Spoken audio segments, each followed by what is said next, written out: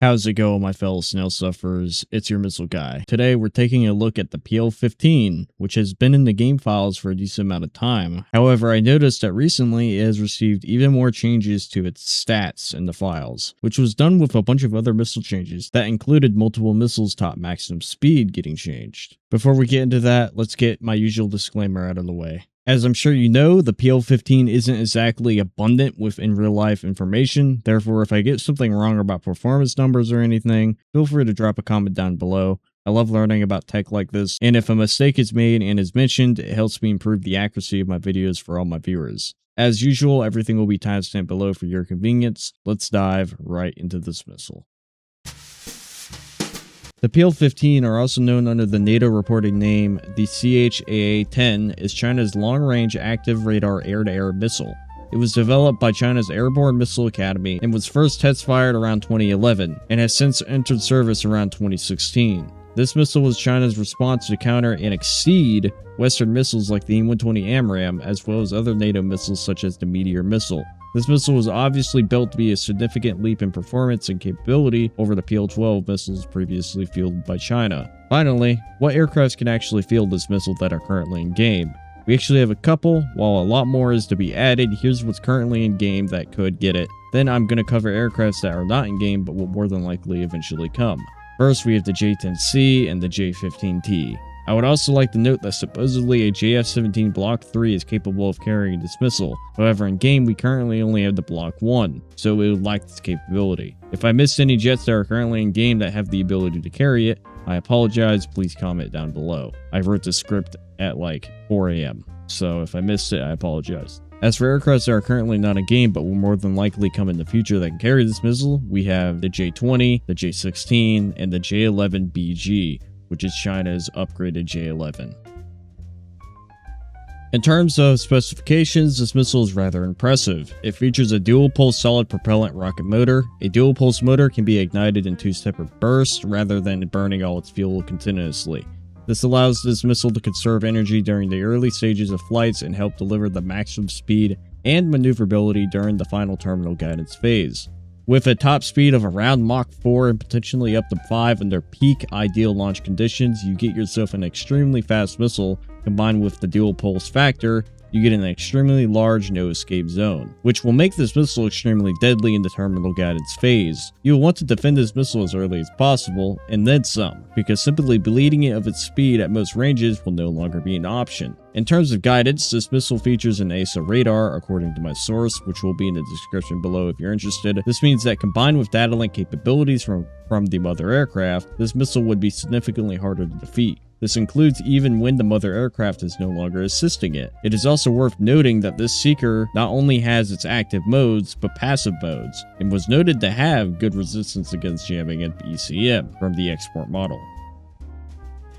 Alright, so we covered the key specifications from a real-life standpoint. Now we're going to cover some of the game file specifications in the game files. The PL-15 is listed to have a first stage power of 34,500 newtons with a burn time of 3 seconds. The fuel mass was brought up from 38 kilograms to 45 kilograms. The second stage booster would be buffed from 12,880 newtons to 17,250 newtons with a max burn time of 2.5 seconds. This stage had a fuel mass drop from 28 kilograms to 15. The second stage booster would kick off roughly 6 seconds after launch. I assume that is after the first stage burns off. So at the minimum, the second stage would not ignite until 9 seconds after launch.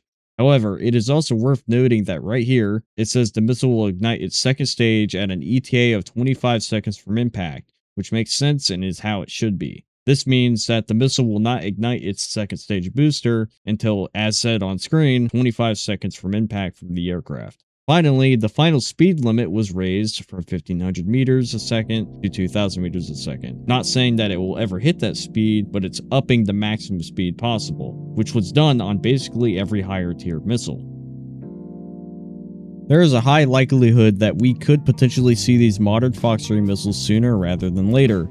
The evidence is already here. They are messing with top-end speeds of missiles. They are already testing dual-pulse missiles in-game, such as the Derby ER found on the ground-launched SPAA for Israel. I also saw a snippet of a ramjet engine being tested on a SEAD and/or anti-ship missile, which may be new or it could be old. I'm unsure about this. If you know, let me know in the comments. This means that Gaijin is actively experimenting with the tech and code required to add these type of missiles in the game. It is ultimately only a matter of time before we start seeing them on aircrafts. I've also been under the belief that we would possibly receive the most modern active radar missiles before we receive the most modern Fox 2s. There is always the possibility that they both come in the same update, but I find that hard to believe as that would just be a whole new giant meta dropped in a single update. Gaijin likes to separate stuff to keep things from massively changing at once. It also allows them to build more hype for it and therefore generate more money. And the Fox 2s are just a balancing nightmare. It's going to be a nightmare to balance these type of Fox 2s. I honestly don't think a lot of people know what they're asking for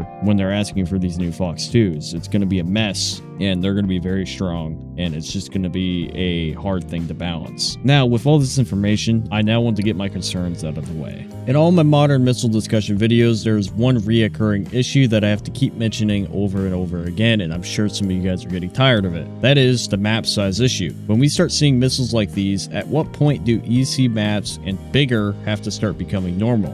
Let's take the map city for example. You spawn like 60 to 70 kilometers away from each other. Missiles like the Meteor have a no escape zone starting at roughly 50 kilometers. This is partly the reason why I didn't discuss anything about the missile's total range. None of the maps are big enough to even accommodate its supposed total range. While yes, I'm aware effective range is very different than maximum range, this still begs the question, are we going to be receiving bigger maps? My concern here is a mixture of massive problems. One problem being battle rate and compression. With how Gaijin currently handles it, you'll be having early 4th generation fighters, or aircrafts like the F-18 for example, which are stuck with AIM-120 AMRAAMs with limited range due to its maximum speed and playstyle, fighting PL-15s potentially on maps that is the size of its no escape zone. I just do not see a world where missiles like these can be balanced without the mass expansion of maps. Either way, let me know down in the comments what you think. Are the maps in need of an expansion, or are they fine how they are now?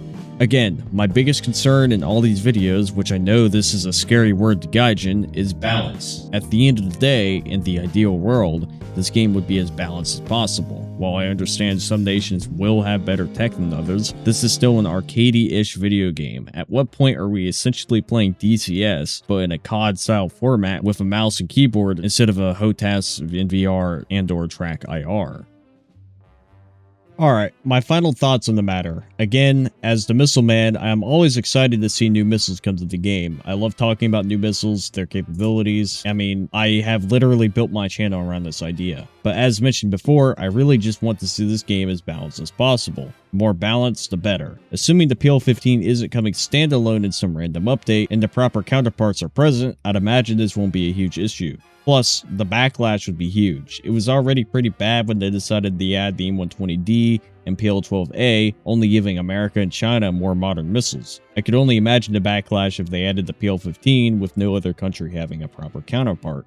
Well, that's all I have for you, my fellow snail sufferers. If you enjoyed, feel free to leave a like, drop a comment down below in your opinion. Let me know what missile you are most hyped about to come to the game in the future. If you enjoy this type of content, check out my other videos, as well as maybe consider subscribing. We are rapidly growing the channel, and I cannot thank you guys more for the support you show in the channel. Anyways, this is your missile guy. Have a good day, my fellow snail sufferers, and I'll see you all in the next one.